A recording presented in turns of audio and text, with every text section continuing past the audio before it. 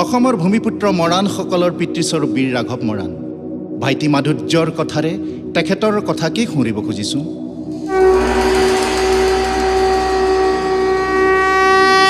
স্মৃতি ৰেঙনি তোমাৰ তেজ ৰঙা ইতিহাস আবেগেৰে আমাক ধুৱাই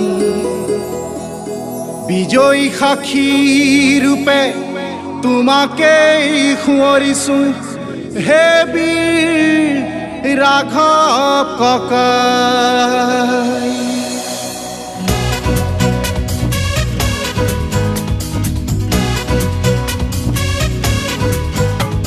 স্মৃতি ৰেঙনি তোমাৰ তেজ ৰঙা ইতিহাস আবেগেৰে আমাক ধুৱাই বিজয়ী সাক্ষী ৰূপে তোমাকেই সুঁৱৰিছোঁ হে বীৰ ৰাঘৱ ককাই, হে বীৰ ৰাঘৱ ককাই।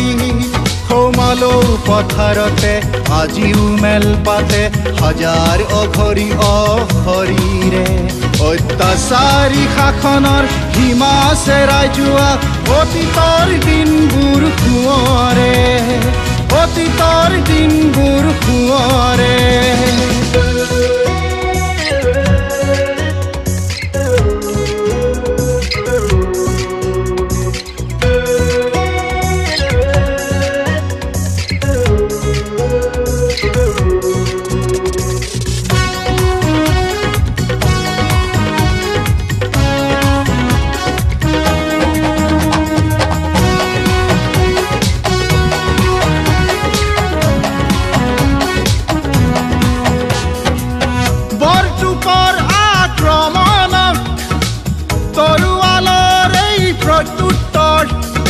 আনফালে ধনুকাৰ আৰোহী লৈ জৰৌৰোৱা প্ৰজালৈ ৰজাক বন্দী কৰি ৰাঘৱে কৰিছিল বিলৈ, ৰাঘৱে কৰিছিল বিলৈ।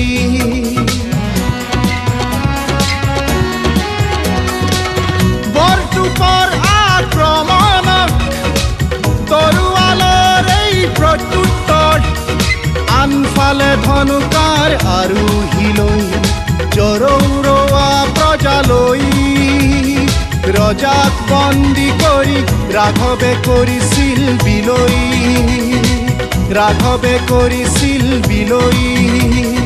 হাজাৰ আৰ্তনাদৰ কৰুণ বিননিত যেতিয়া কঁপিছিল অসমীৰ আকাশ ষড়যন্ত্ৰৰ যে বলি হৈছিল ৰাঘৱ মোৱামৰীয়াই পালে তাৰেই আভাস, মোৱামৰীয়াই পালে তাৰেই আভাস।